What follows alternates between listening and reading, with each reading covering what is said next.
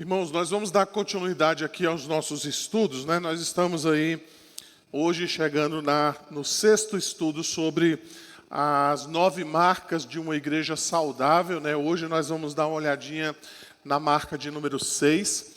A nossa intenção, de fato, é nós olharmos para esse tema, né?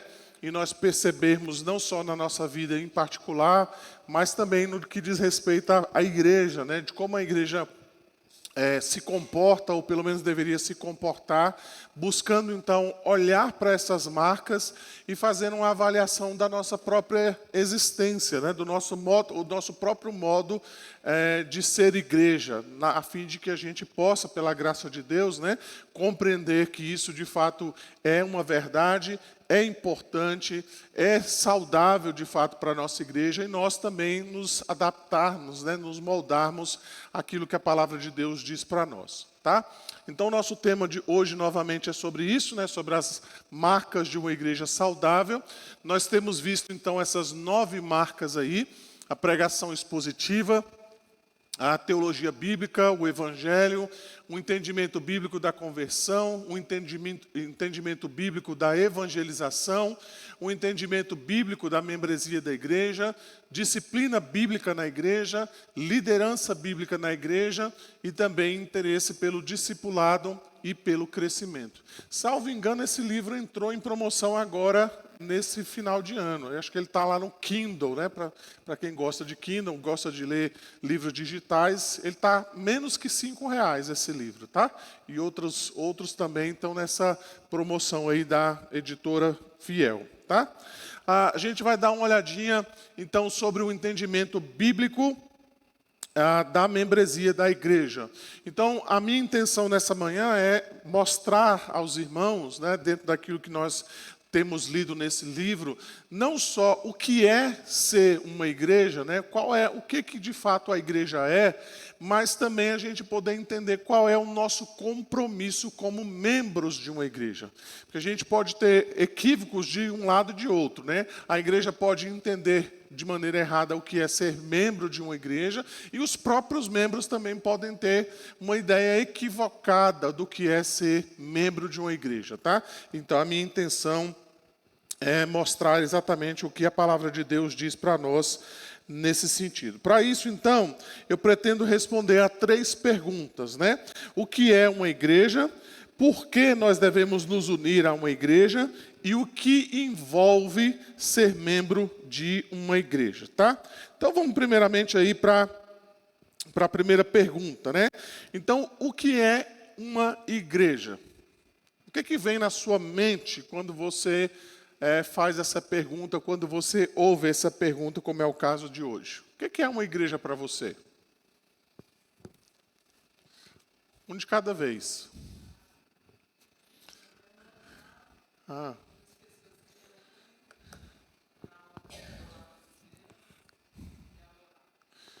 Que mais?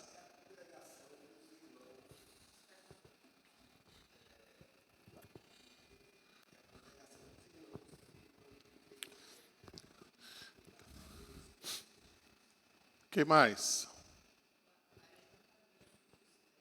Ajuntamento dos crentes. É o corpo de Cristo. Opa, já surgiu outra coisa boa ali também. Que mais? Qual é o sentido da palavra igreja? É só um ajuntamento? Que mais?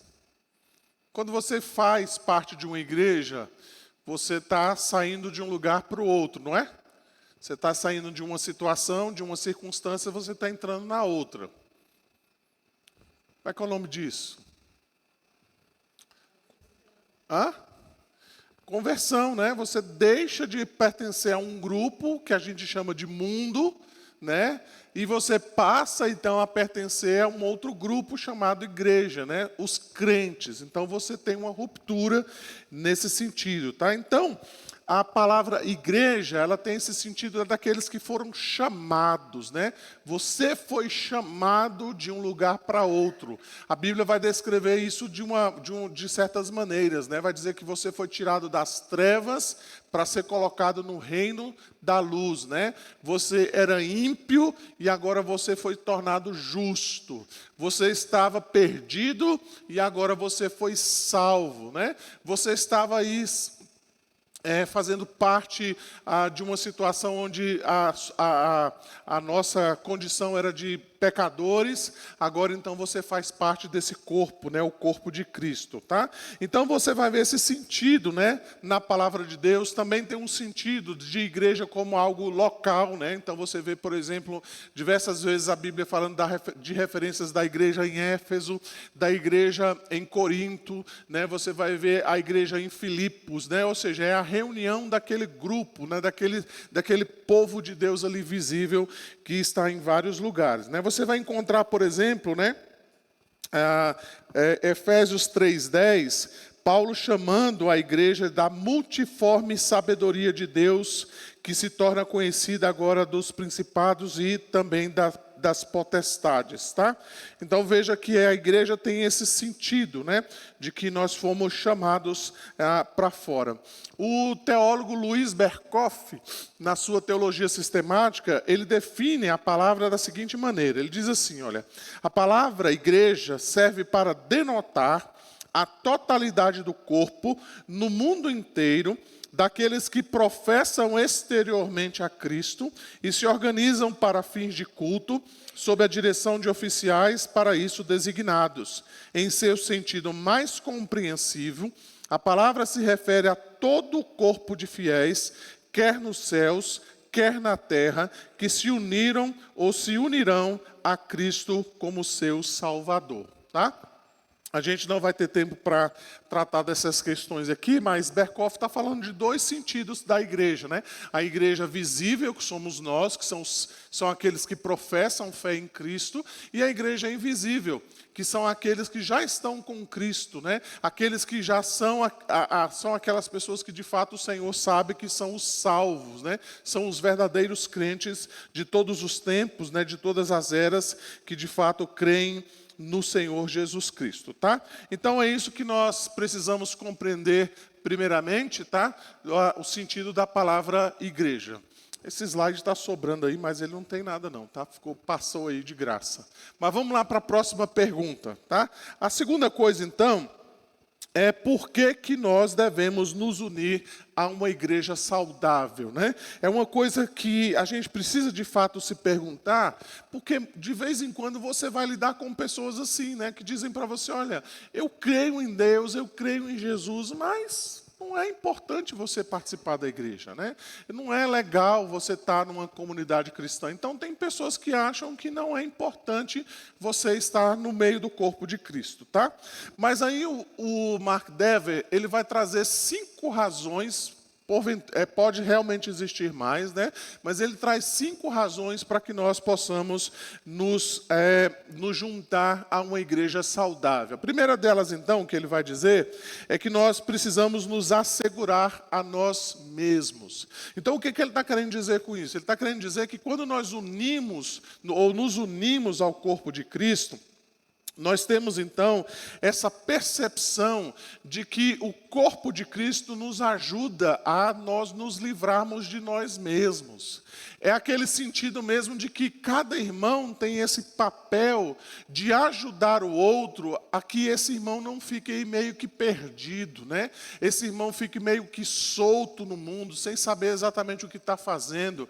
É aquele sentido mesmo de você fiscalizar a vida um do outro, de você prestar contas. Talvez você não goste muito dessa palavra, né? Fiscalizar, prestar contas, né? Mas é nesse sentido de que a gente, estando dentro da igreja, nós temos esse compromisso de andar com Cristo, porque nós devemos a satisfação para o nosso irmão. Olha como é que isso é interessante, não é? Porque a gente tem a ideia de que as pessoas não devem se meter na nossa vida na igreja. Mas isso não é igreja. Na igreja, nós podemos e devemos, e eu não estou falando aqui para a gente ser intromichão, né? Metido a besta, não é isso.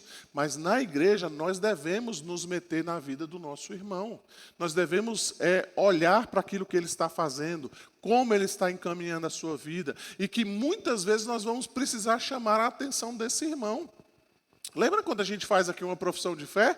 A pergunta que a gente faz é exatamente essa: se esse irmão que está sendo recebido, ele vai se submeter à disciplina eclesiástica, mas ao mesmo tempo nós perguntamos à igreja se a igreja recebe esse irmão no seu meio e promete consolá-lo, confortá-lo e confrontá-lo se for preciso. Então a igreja se compromete a isso. Né? É como uma família, quando recebe uma criança nova, a responsabilidade primeira certamente é dos pais, mas também é dos avós, é dos tios, dos primos. Então, muitas vezes na sua família, seu filho vai tomar uma bronca lá da vovó, ou vai tomar uma bronca do tio, porque às vezes o tio está vendo a criança fazendo algo que não é bom para ela. Né? Então, vai chamar a atenção dela lá e dizer: olha, não faça isso. Né? Olha, você pode se machucar, não põe o dedinho aí na tomada. Né? Ou seja, toda a família se torna responsável por aquela criança. Assim também é a igreja. Veja um texto bem interessante, né? Às vezes nós cortamos assim alguns textos e a gente não percebe muito bem aquilo que a mensagem bíblica traz para nós, mas veja lá Hebreus, capítulo 10, os versos 19 a 25, se você quiser acompanhar, eu vou ler aqui para vocês. Hebreus, capítulo 10, os versos 19 a 25. Olha o que o autor de Hebreus vai dizer: tendo, pois, irmãos, intrepidez para entrar no Santo dos Santos pelo sangue de Jesus, pelo novo e vivo caminho que ele nos consagrou pelo véu, isto é, pela sua carne, tendo grande sacerdote sobre a casa de Deus, aproximemo-nos com sincero coração, em plena certeza de fé, tendo o coração purificado de má consciência e lavado o corpo com água pura, guardemos firme a confissão da esperança, sem vacilar, pois quem fez a promessa é fiel. Consideramo-nos também uns aos outros, para nos estimularmos ao amor e às boas obras. Não deixemos de congregar-nos, como é costume de alguns, antes façamos admoestações, e tanto mais quanto vedes que o dia se aproxima. Então a gente faz o corte aí no verso 25, dizendo: olha, a gente tem que frequentar a igreja. Mas aqui o contexto, se você voltar um pouquinho no verso 24, ele vai dizer: olha, consideremos também uns aos outros. Ele está falando de uma adoração que é feita, onde cada um de nós agora pode se aproximar do trono da graça por meio de Cristo, que ele chama aqui do novo e vivo caminho. Mas, ao mesmo tempo, ele traz um aspecto comunitário, dizendo: agora nós devemos admoestar uns aos outros. Então, se, de certa maneira, a vida cristã tem um aspecto, digamos, único, né, onde cada um de nós é chamado à presença de Deus por meio de Cristo, ela também tem um aspecto comunitário, onde cada um de nós precisa estimular uns aos outros, a que nós possamos, então, não só ter as boas obras, né, mas que a gente possa, então, fazer admoestações uns aos outros. E onde é que isso acontece, irmãos? Acontece no contexto da igreja. Acontece quando, de fato, nós estamos juntos, quando nós, então, nos reunimos e nós podemos chamar a atenção uns dos outros e dizer: olha, por que você não veio na igreja semana passada? O que está acontecendo, meu irmão? Você anda meio sumido, né? A gente tem que ter essa liberdade e a gente não pode ficar meio chateado, né? Quando alguém, de repente, manda uma mensagem no WhatsApp e diz assim: olha, estou sentindo sua falta, já tem 2 domingos que você não aparece. A gente não pode ficar chateado: que irmão intromichão, né? Por que ele não vai cuidar da vida dele? Será que ele não tem o que fazer? Será que ele não tem outra pessoa para ficar bisbilhotando? O que ele tem a ver com a minha vida?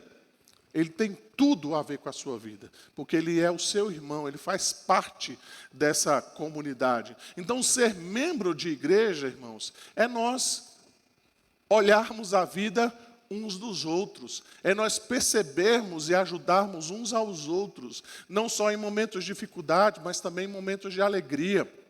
é nós, então, nos assegurarmos uns aos outros, de maneira que também nós temos na igreja exatamente essa segurança de podermos desfrutar da amizade uns dos outros. O segundo motivo, então, que ele vai dizer...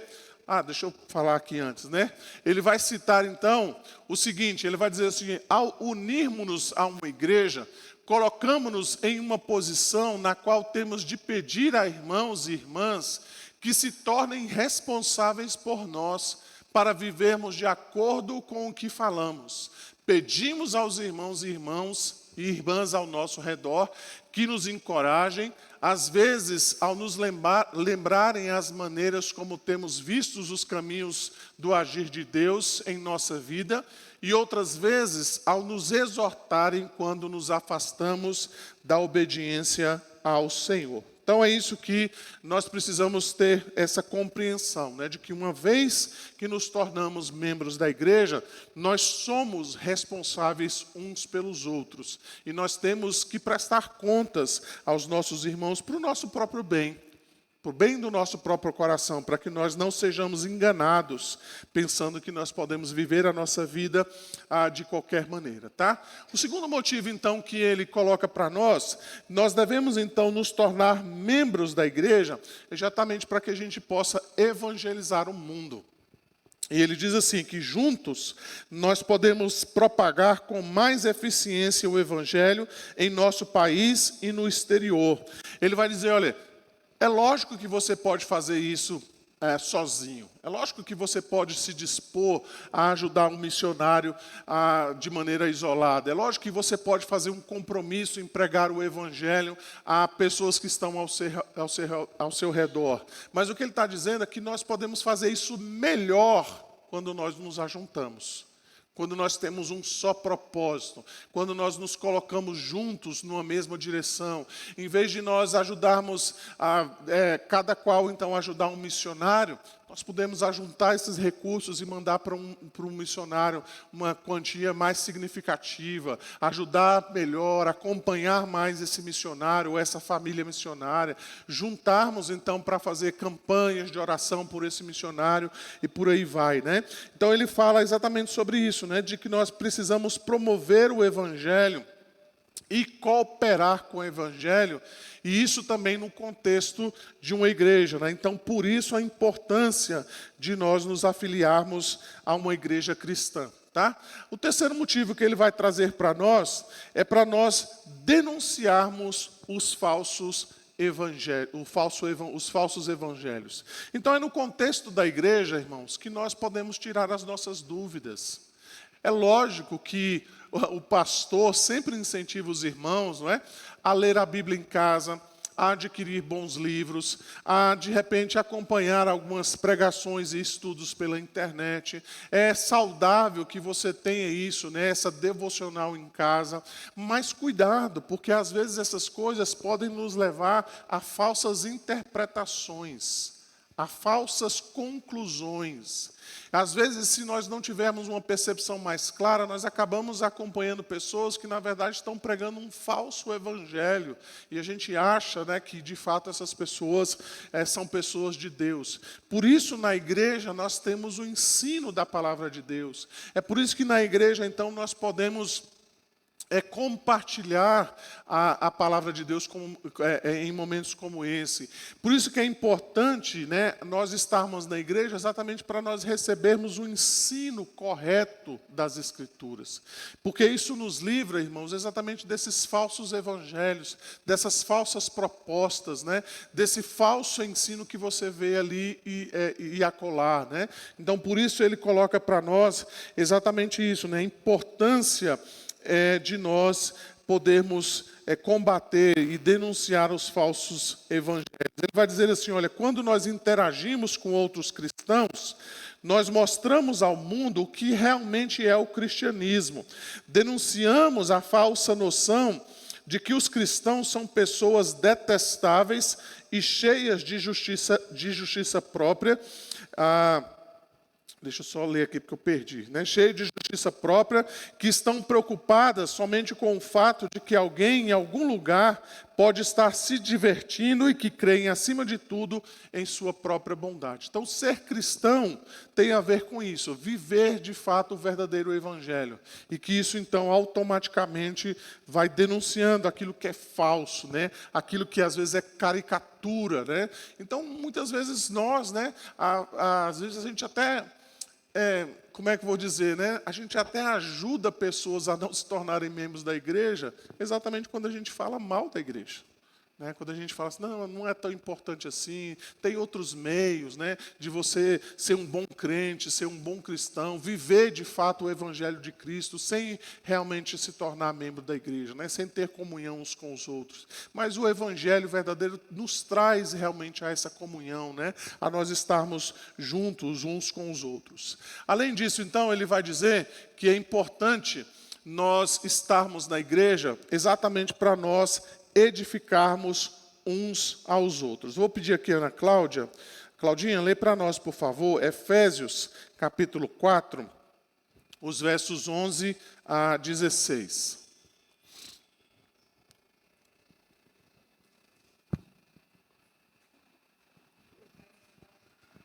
Efésios 4, de 11 a 16.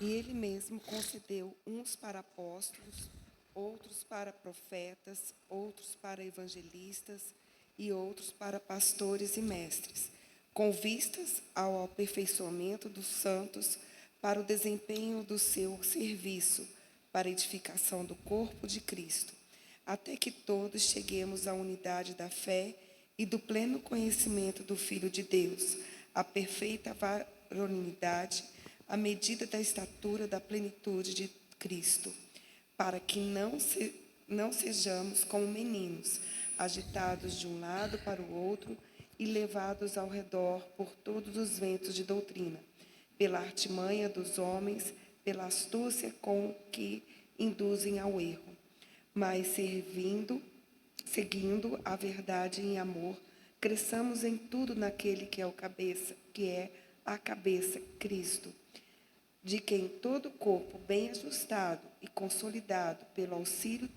de toda junta, segundo a justa cooperação de cada parte, efetua o seu próprio aumento para a edificação de si mesmo em amor.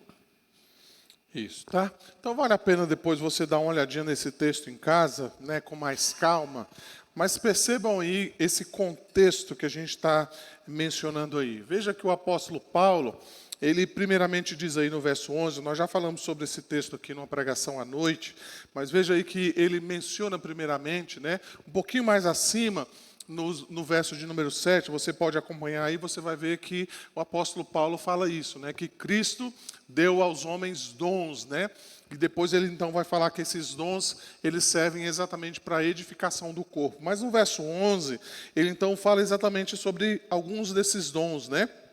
Ele fala sobre apóstolos, profetas, evangelistas, pastores e mestres, né? Então, esses dons são dados à igreja por meio de Cristo. E você vai ver que no verso 12, ele fala do propósito disso, para edificação, né? Para o aperfeiçoamento dos santos, né? Então, veja, na prática, o que acontece aqui é o seguinte, irmãos. O pastor, o mestre, ele ensina o povo de Deus a fim de que o povo de Deus possa servir melhor na igreja. Então veja, o ensino, a educação cristã, as doutrinas na igreja, elas são importantes exatamente para nos preparar, não só para que a gente tenha amadurecimento, que ele chama aqui de varonilidade, não só para que a gente tenha um conhecimento bíblico das Escrituras, não só para que a gente saiba sobre teologia, mas para que nós possamos servir na igreja. Então veja, olha que sonho para cada igreja, né? Para cada pastor, que ele pode então ensinar a igreja, e a igreja então pode a partir disso reproduzir esses mesmos ensinos. Então à medida em que os membros vão se tornando maduros, preparados, eles vão sendo edificados, eles se tornam então responsáveis exatamente para reproduzir isso, para fazer o mesmo. E eles fazem isso então uns com os outros, eles vão edificando uns aos outros, a fim de que todos nós possamos crescer na graça e no conhecimento do nosso Senhor Jesus Cristo. Então veja que isso é algo orgânico. Não é à toa que a Bíblia chama a igreja de corpo, não é? O nosso corpo, ele cresce de maneira orgânica. Ele vai, então, à medida que nós vamos nos desenvolvendo, ele vai, então, também se edificando, ele vai crescendo e por aí vai. Né? Então, veja, a igreja tem esse sentido exatamente. E onde é que isso, então, vai acontecer? É nesse contexto aqui. Não é você estando isolado. Não é você estando na sua casa lá sozinho e dizendo, não, eu consigo fazer tudo sozinho, eu consigo edificar a mim mesmo. Não, a edificação ela acontece exatamente no contexto da igreja. Nesse contexto aqui, então, que o apóstolo Paulo coloca, de pastores e mestres que ensinam, que fazem o aperfeiçoamento dos santos, onde eles possam, então, desempenhar bem o seu serviço. E a igreja, então, nesse sentido, ela vai se tornando cada vez mais edificada, tá? Então, veja que, além disso, a gente pode perceber aqui, a gente vai falar um pouquinho mais disso no final, que ser membro da igreja tem a ver com isso, com crescimento espiritual.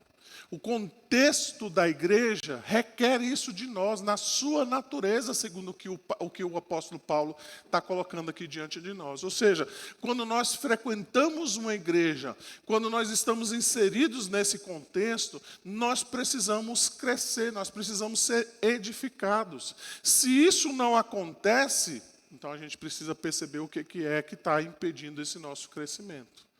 Né? Será que talvez é a falta de aperfeiçoamento, talvez seja a falta de preparo ao serviço, talvez são os crentes que não estão se apercebendo disso, mas veja que o contexto da membresia da igreja, ela acontece exatamente num contexto de atividade, ou seja, nós estamos de fato crescendo ativamente, não simplesmente ali esperando o tempo passar, né? Então veja que o apóstolo Paulo coloca isso para nós de uma maneira muito clara. Então, ser membro da igreja requer de nós esse crescimento espiritual. Novamente aqui eu quero usar as palavras do pastor Mark Dever e eu vou pedir os irmãos para lerem para mim, por gentileza. Vamos ler lá? Deus...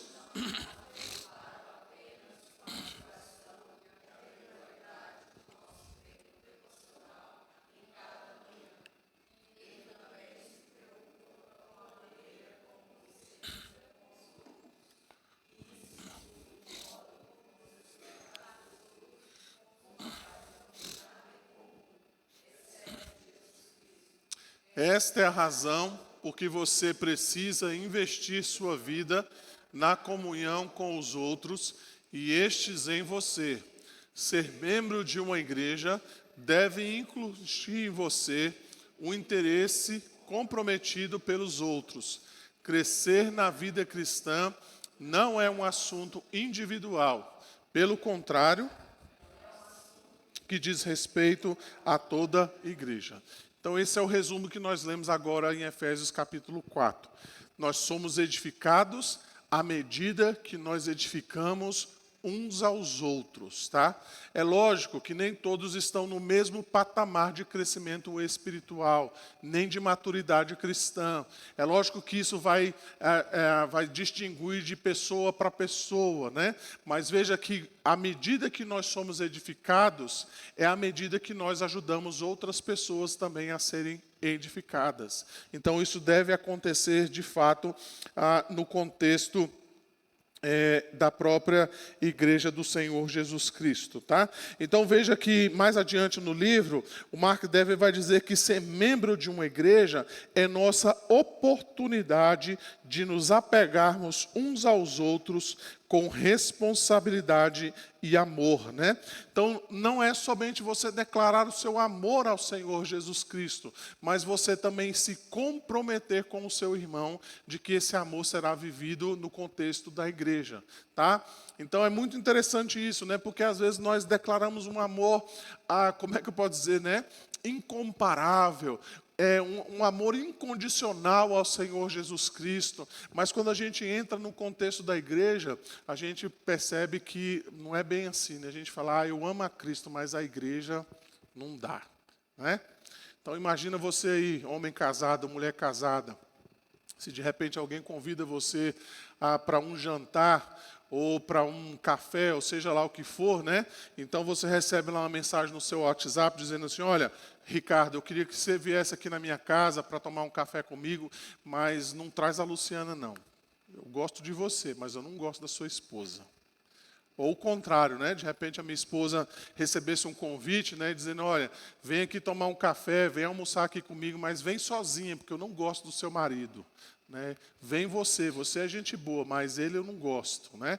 Então, qual seria a sua reação nesse sentido? Você iria para esse local? Ou você diria assim, olha, se não cabe o meu marido, se não cabe a minha esposa, também não me cabe.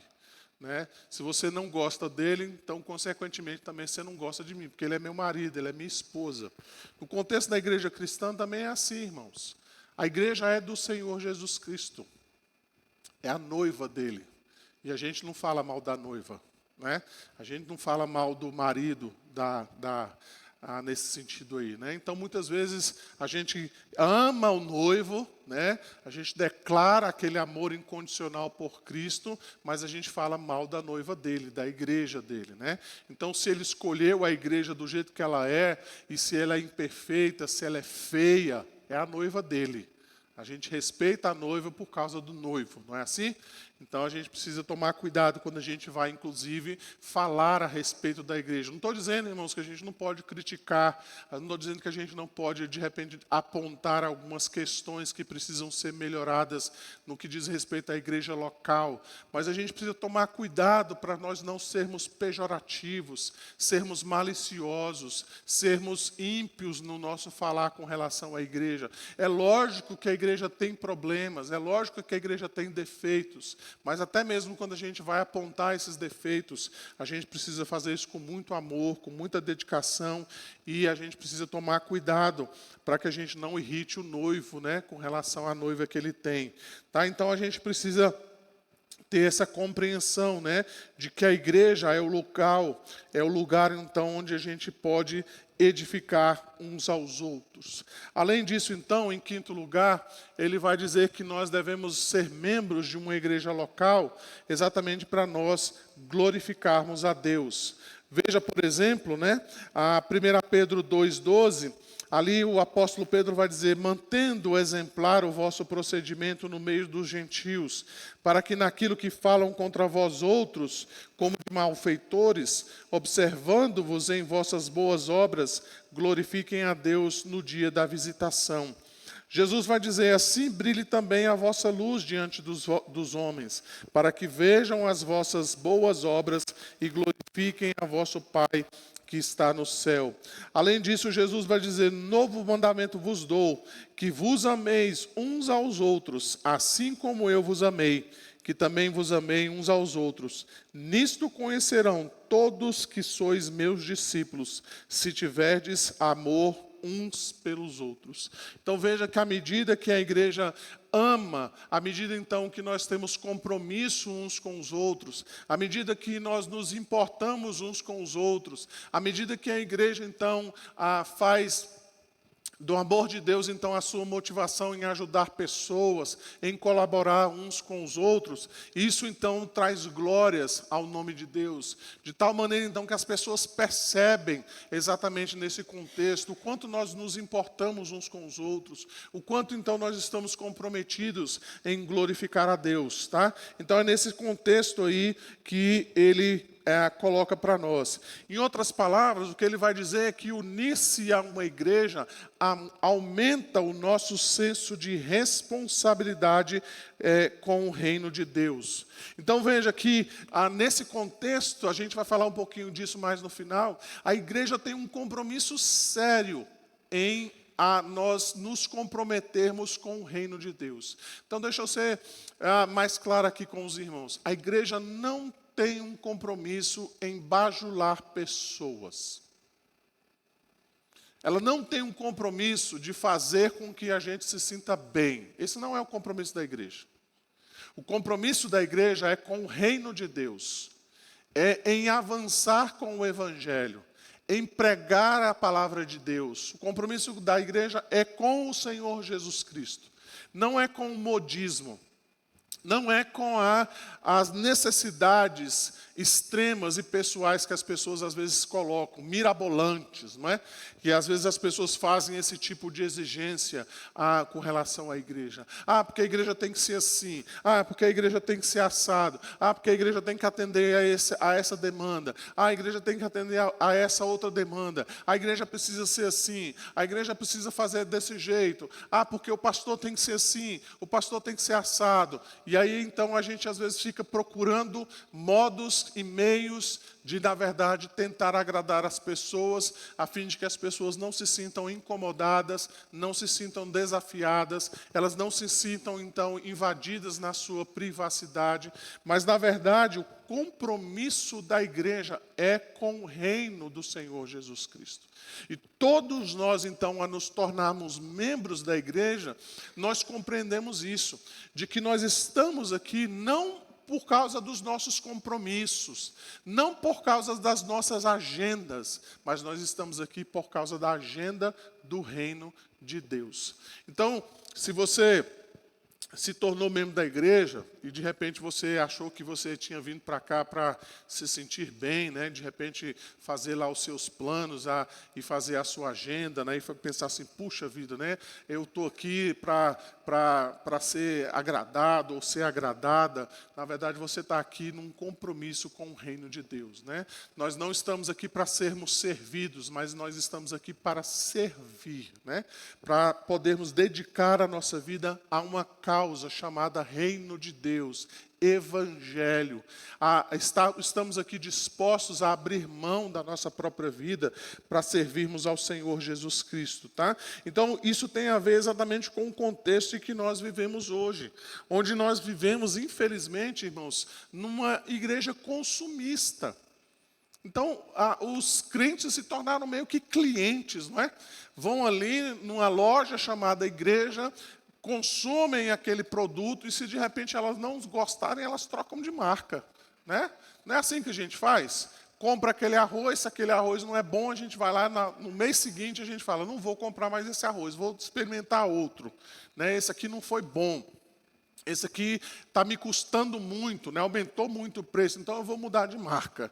E às vezes os crentes são assim, eu vou naquela igreja, mas aquela igreja não está legal para mim, eu não estou me sentindo bem ali, vamos mudar, vamos para outra. E aí ele vai para uma segunda, né? Então chega ali, ele consome aquele produto, e se aquele produto não for muito bom, se de repente ele não gostar muito daquele produto, se fizer mal para ele, ele vai para um terceiro e por aí vai, né? E aí você conhece bem a história de onde isso vai dar, né? Então, muitas vezes nós estamos nesse contexto de igreja querendo consumir produto, né? Querendo consumir esse contexto religioso, quando na verdade nós deveríamos estar ali para servir. Né? Nós deveríamos estar ali para dizer, estou aqui para fazer alguma coisa, eu estou aqui para me dedicar, eu estou aqui para poder fazer algo, né? Eu estou aqui para abrir mão da minha própria vida a fim de que eu possa ajudar e edificar o reino de Deus. Então veja que a palavra de Deus vai nos dizer isso, nada façais por partidarismo ou vanglória, mas por humildade, considerando cada um os outros superiores a si mesmo. Não tenha cada um em vista o que é propriamente seu, senão também cada qual o que é dos outros, tá? Vamos andar mais um pouquinho, né? Então veja, a terceira pergunta então que ele fala é, o que envolve o que envolve ser membro de uma igreja. Então, o Mark Dever vai dizer o seguinte, olha, se a igreja é um edifício, deixa eu só voltar aqui, se a igreja é um edifício, nós devemos ser os tijolos que o constituem, tá? Se a igreja é um corpo, nós somos os seus membros. Se a igreja é a família da fé, nós somos parte dessa família. As ovelhas estão em um rebanho e os galhos em uma videira. Do ponto de vista bíblico, se somos cristãos, temos de ser membros de uma igreja.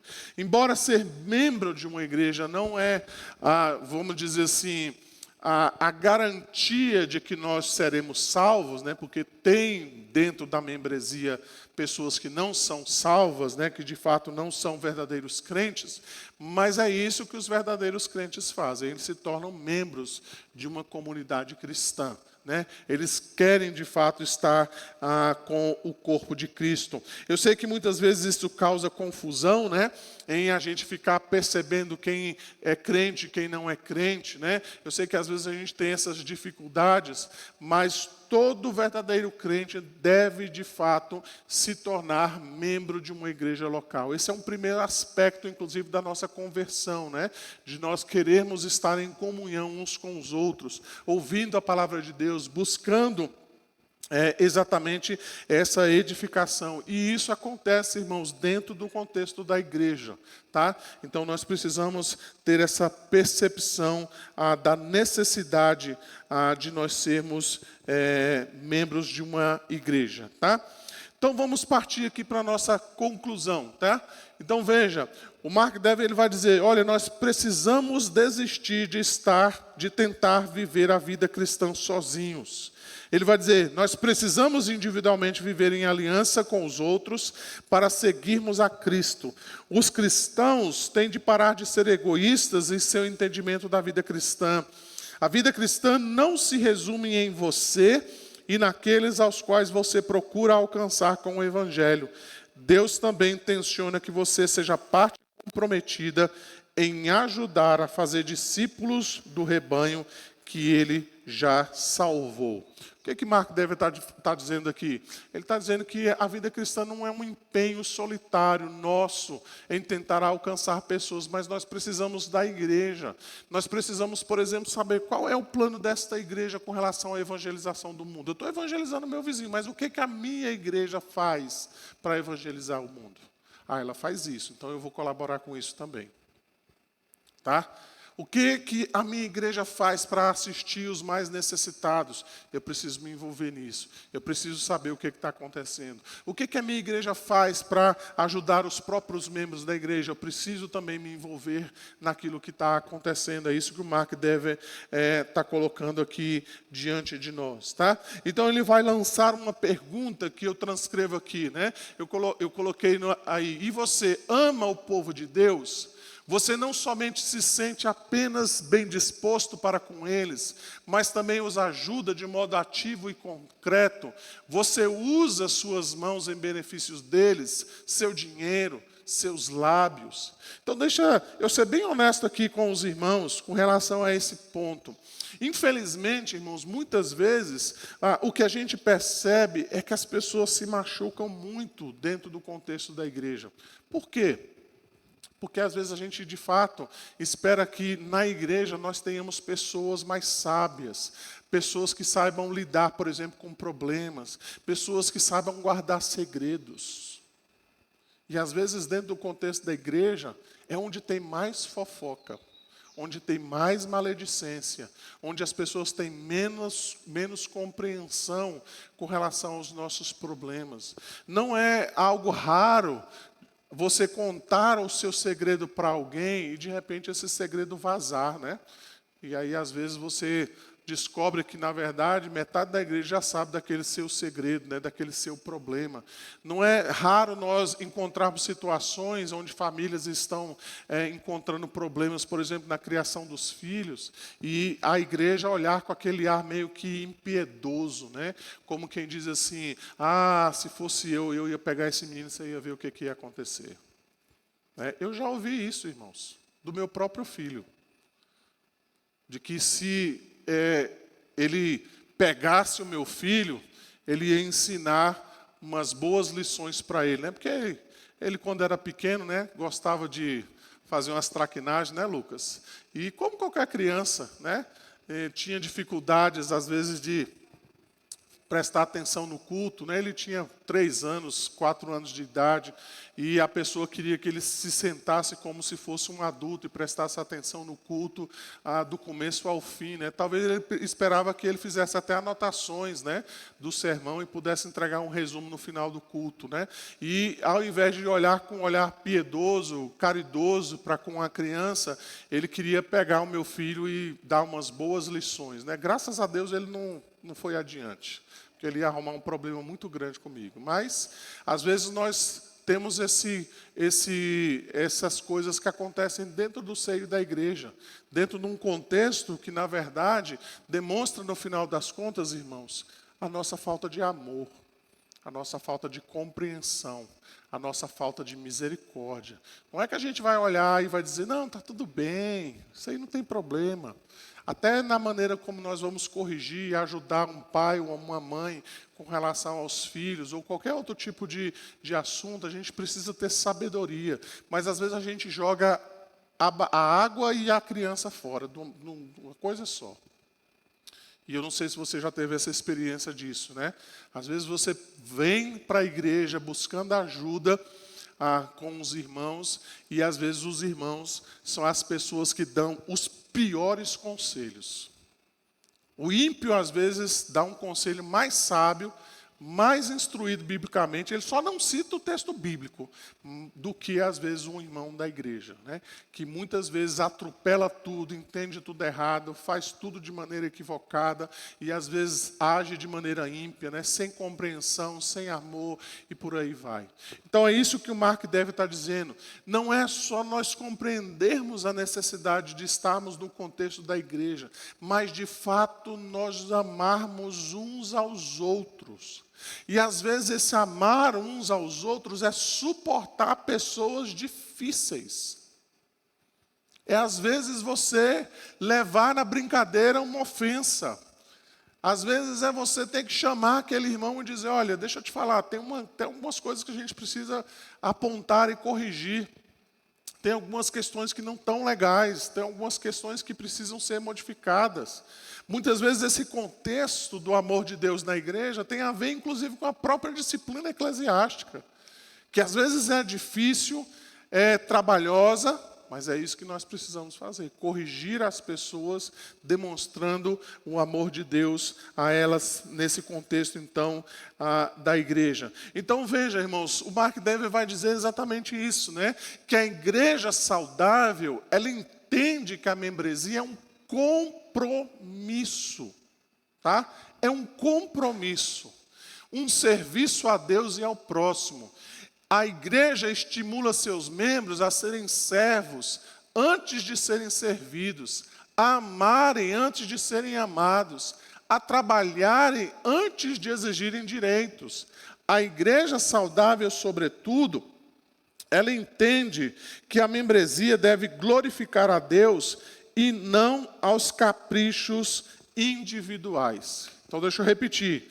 A igreja que entende isso, ela entende que a membresia deve glorificar a Deus e não agradar aos caprichos individuais.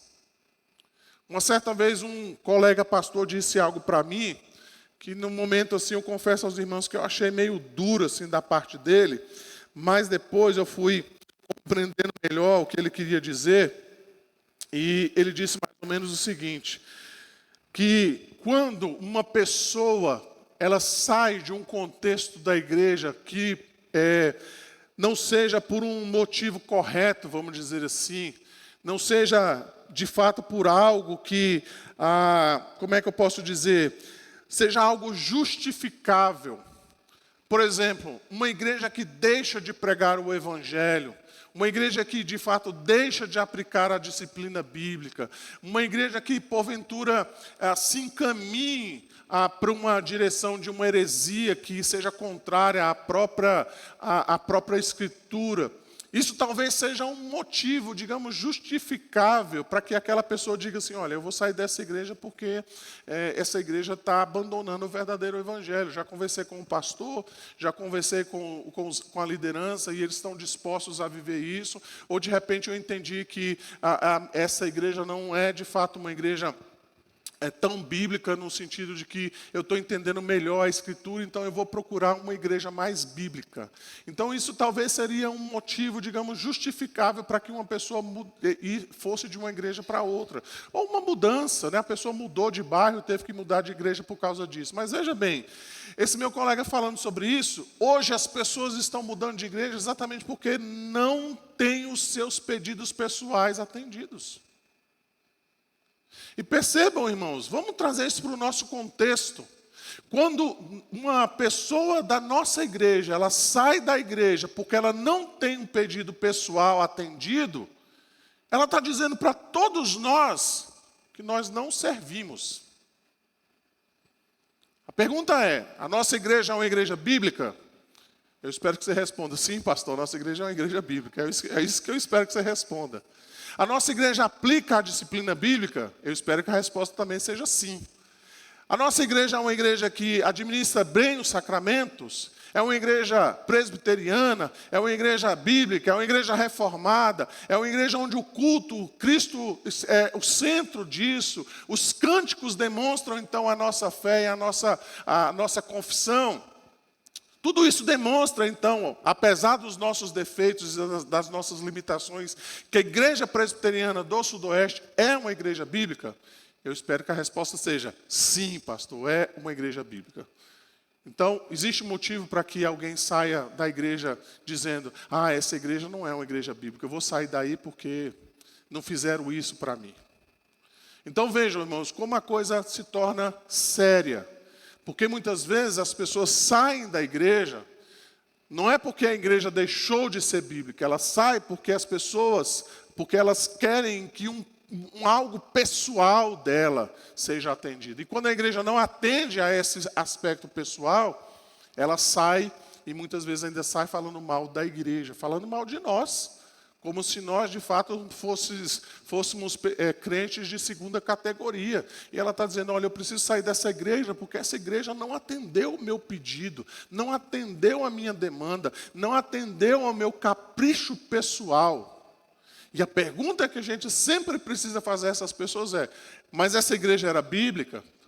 Essa igreja pregava o evangelho?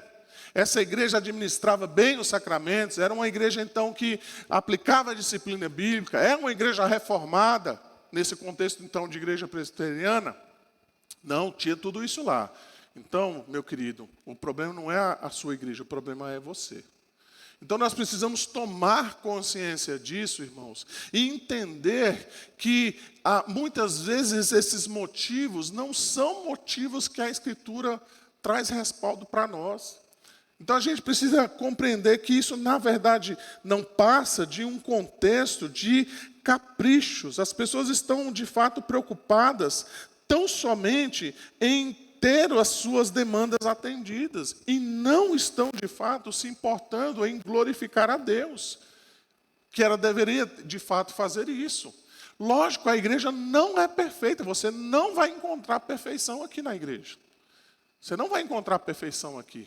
Mas existem pontos que são cruciais e que são fundamentais, que nos tornam de fato como uma igreja cristã, dos quais nós sim atendemos com toda a graça de Deus. E buscamos, pela misericórdia de Deus, caminhar nisso daí. E é nesse caminho, então, que nós devemos compreender em se tornar membros de uma igreja cristã. Tá? Então é isso que eu coloco no final dessa aula. As mudanças constantes de igreja, sem um motivo razoável ou justificado biblicamente, pode revelar dois sérios problemas. Nosso entendimento errado sobre membresia e nosso teimoso egocentrismo. Porque às vezes as pessoas saem de uma igreja para outra, irmãos, não são por motivos bíblicos. Não é porque ela mudou de bairro e teve que mudar de igreja. Não é porque ela mudou de cidade e ela teve que mudar de igreja. Ela mudou, na verdade, porque a igreja não atendeu aquela demanda particular dela. Ela diz, esses irmãos lá não querem fazer o que eu quero. Eles não querem atender o que eu desejo. E aí, então, eu vou sair de lá. E ela sai, né? E às vezes a gente não percebe exatamente isso, né? Essa fatalidade, né? Muitas vezes essa imaturidade, esse egoísmo com o qual as pessoas fazem esse tipo de escolha, né? Saindo então da igreja por esses motivos. Então a gente precisa de fato ter uma compreensão clara a respeito disso, tá? Deixa eu só voltar aqui um pouquinho para falar um pouquinho para vocês uma questão que passou aqui batido, mas eu preciso só mencionar. Dentro disso, então, falando especificamente, a nossa Constituição, ela fala pelo menos de 5 deveres que os membros têm uma vez que se tornem membros da igreja, tá? Então, eles precisam viver de acordo com a doutrina e a prática da Escritura Sagrada. Eles precisam honrar e propagar o Evangelho pela vida e pela palavra. Eles precisam sustentar a igreja e as suas instituições, moral e financeiramente. Eles devem obedecer às autoridades enquanto estas permanecem fiéis às Sagradas Escrituras. Então veja o que eu acabei de falar. Qual é o motivo, então, para você desobedecer uma ordenança pastoral ou uma ordenança do conselho? Se essa ordenança é contrária à Escritura. Agora, se a decisão do pastor, se a decisão do conselho, ela é bíblica, o que a Constituição está dizendo e o que a Bíblia diz para nós? Nós devemos obedecer. Se nós dizemos, eu não quero obedecer isso, não vou fazer isso, não. O pastor quer, o conselho quer, mas isso aí eu não vou fazer, não. Isso não é o que a Escritura diz para nós, né? Então, não é para dar razão a pessoas que agem desse sentido aí, tá? E, por fim, também como dever dos membros da igreja, eles devem participar dos trabalhos e das suas reuniões, inclusive as assembleias, tá? Está aberto aí aos irmãos, se alguém quiser fazer alguma consideração, alguma pergunta sobre o nosso assunto de hoje, está aberto aí aos irmãos.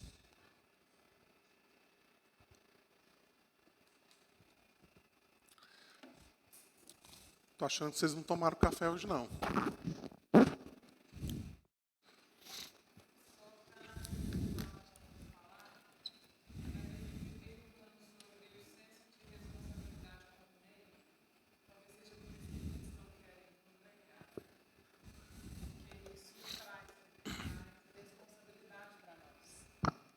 Traz responsabilidade com o reino, traz responsabilidade com os irmãos, bem como a gente vem sempre falando a respeito do discipulado, né? E aí, para alguns, o sentimento que fica é assim, ai meu Deus, estou arrumando sarna para se coçar. Por quê? Porque a pessoa vai gastar muito tempo, vai gastar um tempo a mais, né? Com a igreja, com os irmãos, Então, eu acho que eu fico imaginando que seja por isso, né, que nós, às vezes, pecadores, o nosso juízo imperfeito, eu não, porque eu amo a casa de Deus. e eu amo estar aqui. Mas muitas pessoas pensam, né, poxa, vai gerar uma responsabilidade muito maior, então eu prefiro ficar no meu cantinho, na minha casa. Eu vou ter que ir mais à igreja, né, se eu me comprometer com aquela igreja. Então, acho por isso que tem crescido um pouco esse movimento até dos desigrejados, né? E eles respondem a isso com essa resposta. Não preciso estar na igreja para poder servir a Deus. Isso, não preciso. Mas em Hebreus prova-se o contrário, né? Quando Hebreus, você leu esse 4 até o 10, Hebreus 10. 10. Até o 25. Isso. 19 a 25. Que confirma isso, né? A Bíblia nos ordenando a congregar, né? E aí você vê uma crescente procura aos analistas, porque as pessoas não sabem mais conversar umas com as outras, elas não têm com quem abrir, porque não confiam em ninguém, às vezes nem está próximo de alguém, a pessoa... Então, você vê uma engrenagem fora do seu contexto habitual, que deveria estar naquela engrenagem certinha, né? Então, você vê todos os problemas que se acarretam, né? A gente conversa com muitos irmãos por aí, de outras igrejas, até da nossa mesma. A pessoa passa por tantos conflitos, mas ela não consegue se abrir, às vezes, um com o outro, porque não tem esse senso, né, de responsabilidade que foi colocado aqui, onde a gente ajuda o próximo, confronta. O confronto com o irmão não quer dizer que você vai brigar o tempo inteiro com o irmão, mas é isso. É esse crescimento diário, você conhecendo os limites e podendo falar e abençoar a vida do próximo. Então, eu fico me perguntando se talvez seja isso, né? A fuga dessa responsabilidade leva a pessoa a continuar no comodismo, né? Ah, vou para a igreja, não. Tá bom aqui. E a gente pode confundir, né? Como foi falado aqui, a gente pode confundir a membresia da igreja como sendo assim, eu estou entrando para esse corpo, né? Eu estou entrando para essa associação, eu estou entrando para esse grupo e eu estou pensando assim, eu quero saber o que esse grupo tem a me oferecer, né? Então, se esse grupo conseguir oferecer para mim aquilo que eu desejo, então eu fico lá. Se de repente esse grupo, por algum motivo, não atender às minhas demandas pessoais, os meus desejos pessoais, então eu vou pular fora, né? Eu vou sair, eu vou procurar outro lugar onde eu possa ter os meus desejos atendidos, né? As minhas demandas atendidas. Então, isso é um pensamento consumista, né? É como você vai numa lanchonete e, de repente, se o sanduíche não é bom, você vai em outra na semana que vem, né? Buscando aquela lanchonete ou aquele lugar onde você tenha aquilo que você quer, aquele lanche bom e barato, onde você pode comer e você se sentir satisfeito, né? Ter os seus sentidos ali agradáveis, né? Então, se a comida não é boa, eu não vou naquele restaurante. Então, se a igreja não agrada o que eu quero, então eu não vou. Para que eu vou para lá? Quando, na verdade, o nosso desejo era, primeiramente, dizer o que eu posso servir nessa igreja, né? Como é que eu posso, então, exercer os meus dons? E a gente, graças a Deus, tem feito isso, irmãos. Quando a gente entrevista pessoas no conselho, a gente pergunta para eles, o que você tem a oferecer à nossa igreja? Como é que você acha que você pode servir a igreja aqui? Né, deixando claro para eles que eles estão entrando aqui não para serem servidos, mas para servir, para se dedicarem, para se colocarem à disposição de Deus, né, para dizer, Senhor, estou aqui para fazer algo para o teu reino, para a tua igreja, para a tua obra, para me preocupar com os meus irmãos, para ajudá-los nesse sentido e por aí vai, né? Então, muitas vezes nós temos, de fato, um pensamento consumista com relação à igreja, né? Achando que a igreja está aqui para nos servir, quando, na verdade, nós estamos aqui para servirmos uns aos outros, né? Então, esse é o conceito bíblico, né? O conceito verdadeiro de sermos membros da igreja. Sim, dona Joemi. Por enquanto, não. Por enquanto, só a senhora.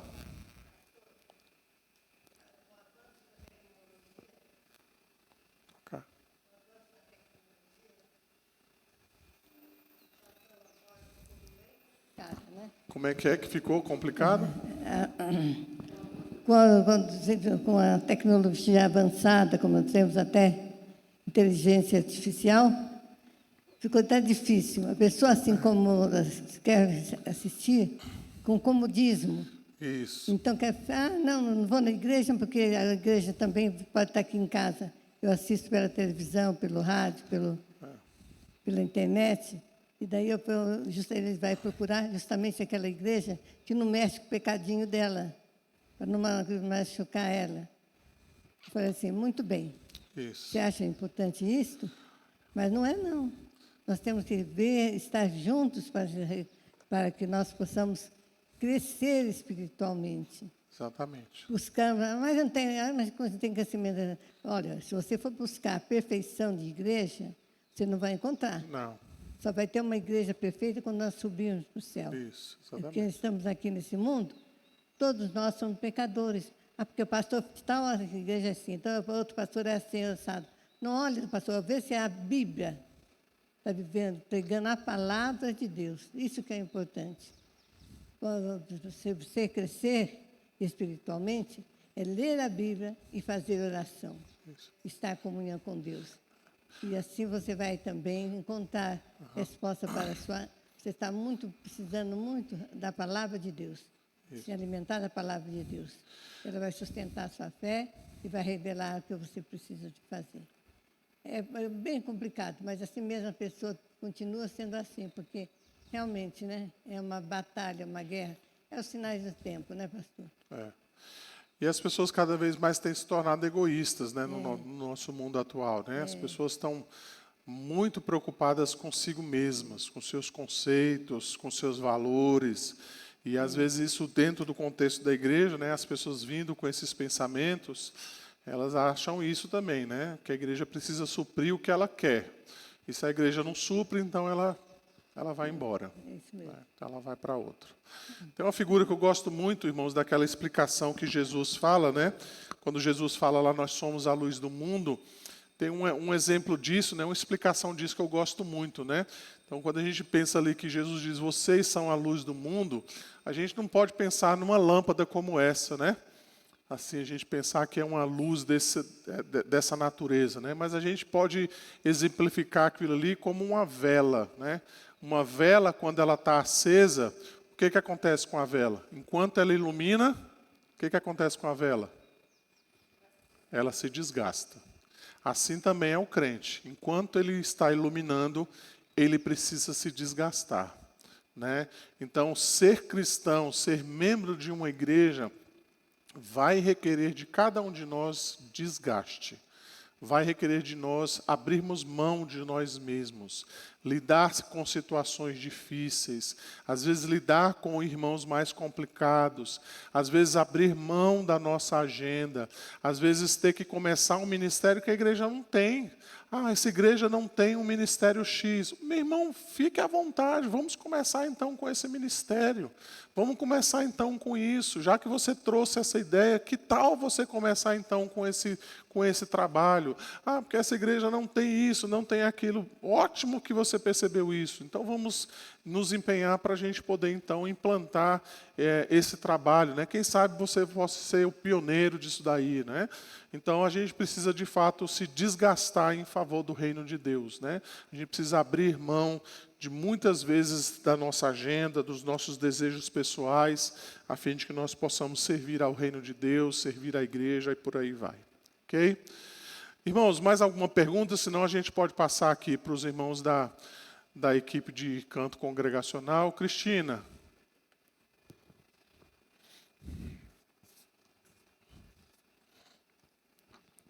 Eu só quero trazer uma coisa que eu acho que eu sou psicóloga, né? E tenho visto muito assim, a questão de relacionamento, né? Eu acho que eu cresci na igreja, então eu acho assim que hoje em dia está faltando isso também, porque a gente, como corpo de Cristo, a gente teria que investir muito mais intencionalmente nos relacionamentos, né?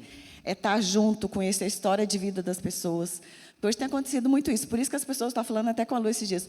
A gente virou frequentador de clube, né? Então, eu vou na igreja porque esse louvor é legal, aquela pregação é legal, mas você não está se envolvendo, se relacionando. E uma das coisas que eu tenho certeza que mantém muito a minha fé é o meu relacionamento. São as pessoas que oram junto comigo, são as amigas que exortam. Então, são as pessoas que você pode se permitir ser amado como você é. Eu estou dizendo assim, com os defeitos, não com pecados, Sim. porque as pessoas que te exortam para isso.